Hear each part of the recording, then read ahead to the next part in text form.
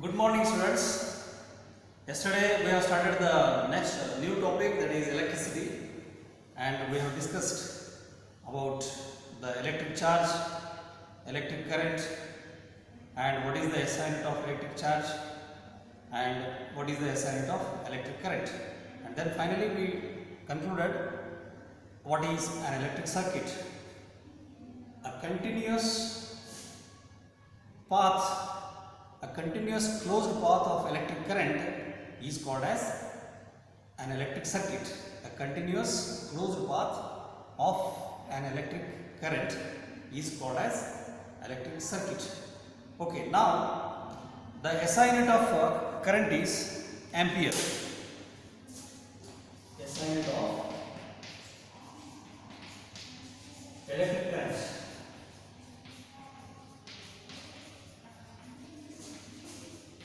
is ampere. So in short it is known as capital A. Ampere is name of the scientist, French physicist, French scientist André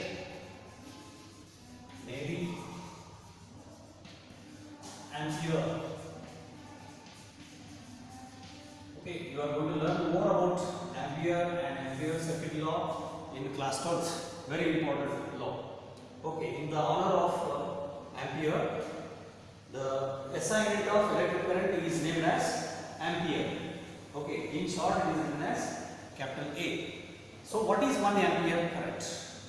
If 1 coulomb of charge is driven for 1 second across a conductor, then the current flowing across that conductor is 1 ampere. Very simple. The amount of charge required is 1 coulomb.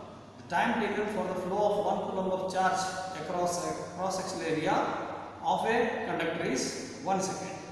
If 1 coulomb of charge flows per second across a area of a conductor, then the electric current in that conductor is 1 ampere. If 1 coulomb of charge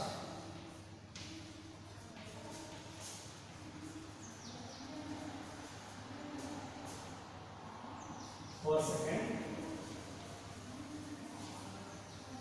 flows across a cross-sectional area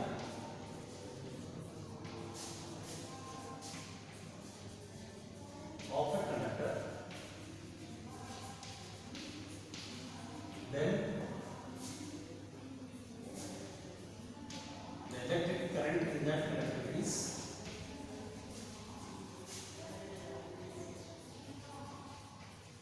current that is flowing in the conductor is 1 ampere.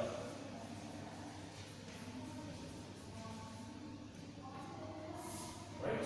So from this we can write, we know that I is equal to Q by T, where Q is the charge and T is the time taken. So when will be I equal to 1? When charge is 1 coulomb and time is 1 second, then it becomes 1 ampere. Therefore 1 ampere is equal to 1 coulomb per second. 1 coulomb per second is called 1 ampere. Let us see one simple example. If current of 0.5 ampere is drawn by filament of a bulb for 10 minutes, what is the total charge that flows through the circuit? A current of, example I will write here, example, a current of 0.5 amps is drawn by the filament of the bulb, filament of an electric bulb, then for 10 minutes, for 10 minutes, then what is the total amount of charge.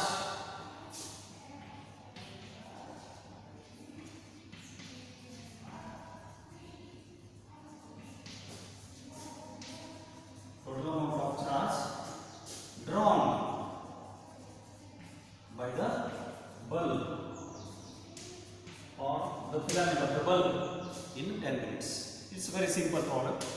So again we need to make use of this equation. So given here I is equal to 0.5 ampere and time t equal to 10 minutes. So minutes should be converted into seconds. 10 into 60. So it becomes 600 seconds. You are asked to calculate what is the total amount of charge. Q is the notation for charge. How much is the charge? Therefore we have I is equal to Q by T. Therefore, what do you write here? Q is equal to I into T. Just substitute the values of I and T. 0.5 into 600. 0.5 into 600. Half of 600. That is 300 coulomb. So, the amount of charge that is drawn by the bulb is 300 coulomb. This is how we need to solve such simple problems. Now next let us study what is the meaning of electric potential difference and electric potential. Just as we have studied, gave you introduction yesterday, the water cannot flow on its own unless there is a gradient, unless there is a what you call slope, unless there is a inclined slope, water cannot flow on its own. If you want to allow the water to flow through a horizontal pipe, there must be a pressure difference to be maintained between the ends of that pipe. So, if there is a high pressure from one end and low pressure from the other end, water can flow across this pressure difference.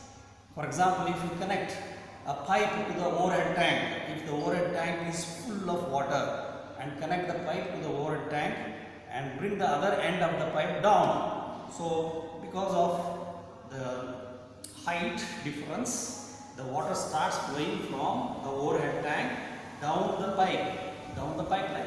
So, this is because of pressure difference.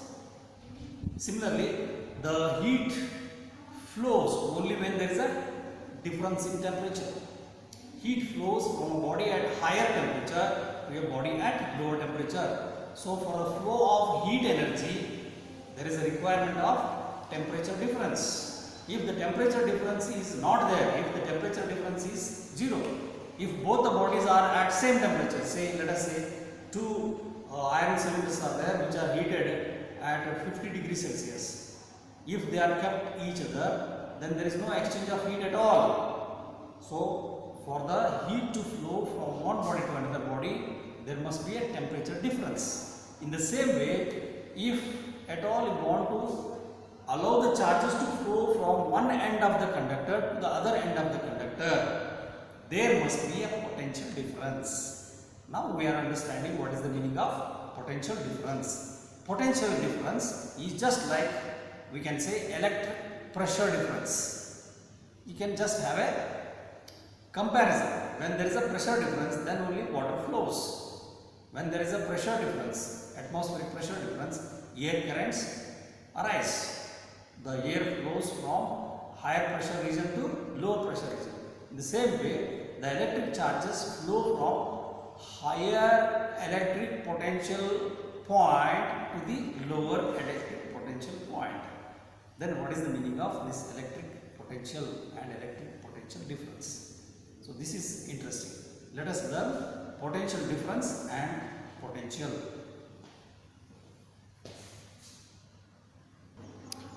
When there exists a potential difference between 2 points of a conductor, think of an electric wire like a copper wire. The charges will flow from one end of the copper wire to the other end. Let us say this is end A, this is end B. Only when there is a potential difference. So we can write the flow of charges from one end to the other end of a conductor takes place if there exists potential difference. If there is a potential difference.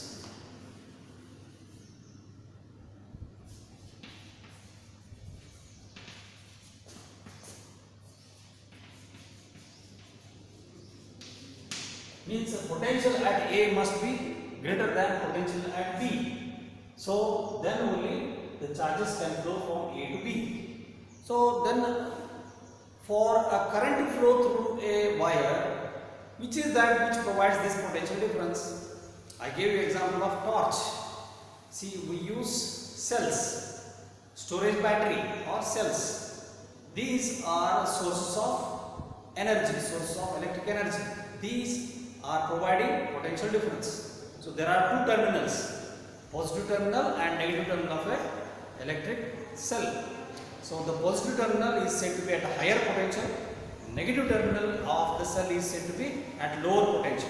So when you connect this cell to the external circuit with the help of a connecting wire and a bulb, then the electric current starts flowing from positive terminal of the battery to the negative terminal through this bulb. Yesterday we have drawn simple circuit. So positive terminal of the battery is at higher potential, negative terminal of the battery is at lower potential. As long as this difference in potential exists, the current continues to flow. The current continues to flow, the bulb continues to glow. But over a period of time, what happens? If you use this battery continuously for 1 hour, 2 hours, 3 hours, 4 hours, let us say 5, 6 hours continuously, if you use, then what happens? Slowly the glow of the bulb decreases and finally the bulb stops glowing. What happens at that moment? That moment both the potentials, both the positive and negative terminals of the battery will have same potential. Once they possess same potential difference between the 2 points become 0. Then what is the meaning of potential? What is the meaning of potential difference? See, if at all you want to allow the water to flow from one end of the pipe to the other end, water should be pumped from this. So work has to be done. Pumping of the water means work has to be done in order to allow the water to flow from A to B. In the same way, if at all you want to allow the charges to flow from A to B, the charges should be pumped. The charges should be pumped. Work should be done on the charges to drive the charge to move from A to B. In order to move a charge from A to B, work needs to be done. How much work is done per unit charge at a point? That gives us the potential at that point. I think you got it. Work done per unit charge or energy supplied per unit charge at a point gives us potential at a point.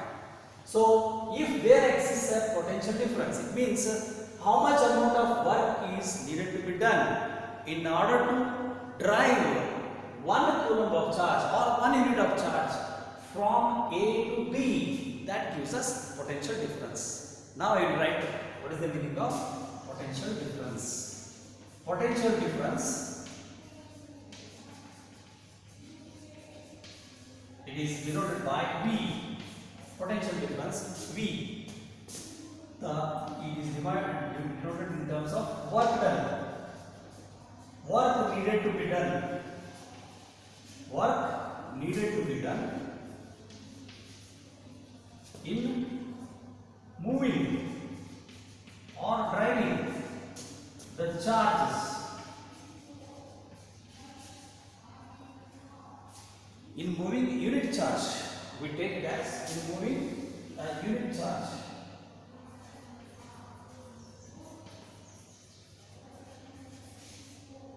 From one point or one end of the conductor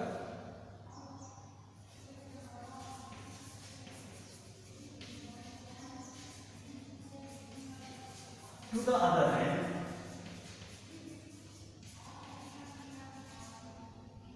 of the conductor is called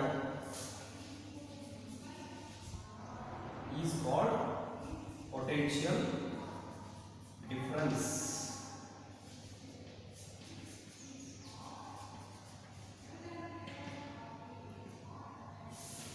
Potential difference. So it is defined in terms of work done per unit charge. Work done per unit charge. Work done per unit charge is defined as potential difference. Potential difference. Okay. Then this potential difference is denoted by V. Potential difference is denoted by V, and work done, you know, it is denoted by capital W, and charge is denoted by Q. Work done per unit charge is potential difference. Then what is its SI unit? SI unit is defined in terms of unit of work and unit of charge. Unit of work is joule and unit of charge is coulomb. So 1 joule per coulomb is SI unit of 1 joule per coulomb is SI unit of potential difference. That is called as 1 volt. 1 volt is equal to 1 joule per 1 coulomb. 1 joule per 1 coulomb. Volt is again due to another scientist, Alessandro Volta. Alessandro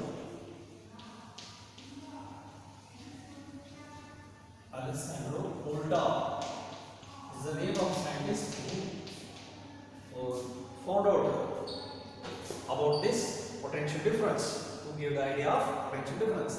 He is Italian scientist. Right?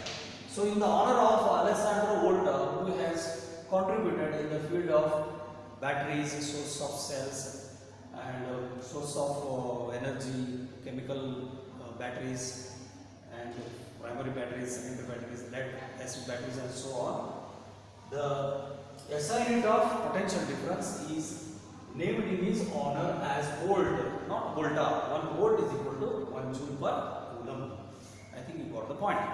Then potential difference you have defined. Then how did you find potential at a point?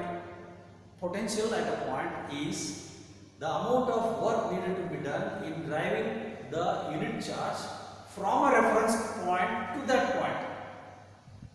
From any reference point to that point. The reference point is usually taken as infinity. So how much amount of work needed to be done in order to drive a unit charge from infinity to that point gives us potential at that point.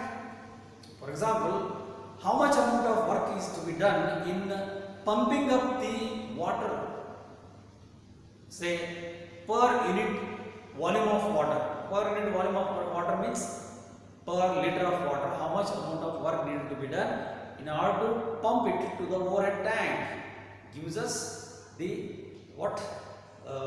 storage value of that, capacity of that tank, container. So it will be at higher potential, and the tap at the bathroom will be at lower potential. Water flows. So that is in terms of gravity, in terms of height. How much amount of work needed to be done can be calculated. In the same way, if at all you want to find out potential at A, how much amount of work needed to be done in order to store the charges here continuously, so that when you go on storing the charges, then only continuous supply of charge will be there.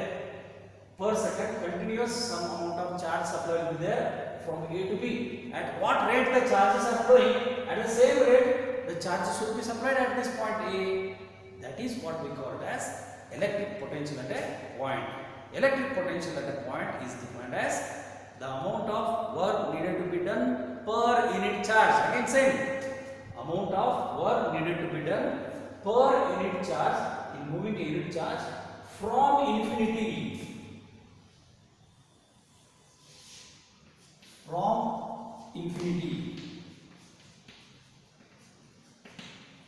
to that point, under consideration gives us potential at that point. Similarly, potential at that point is VB. As long as there exists difference in potential VA minus VB, if VA is greater than VB, then there exists VA minus VB. This VA minus VB difference in potential helps us to allow the flow of charges or to move the flow of charges from A to B. That is how electric current is established whenever there is a potential difference between the two ends of a conductor. So this work is done by cell, electric cell or battery. Okay. Now let us solve one simple problem based on this.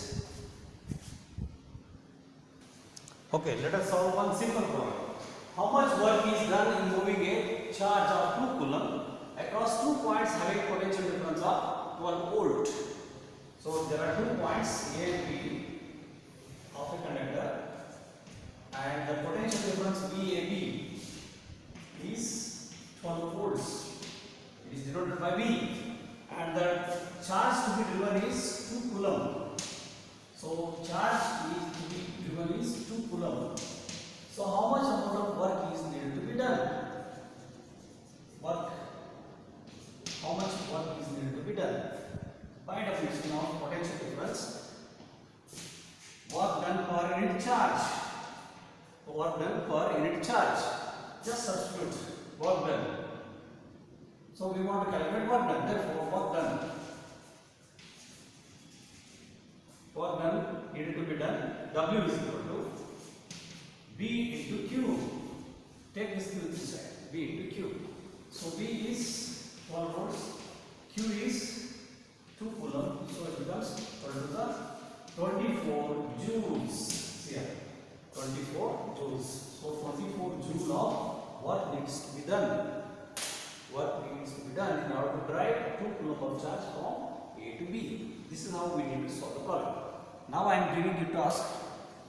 Write definitions. Define electric potential.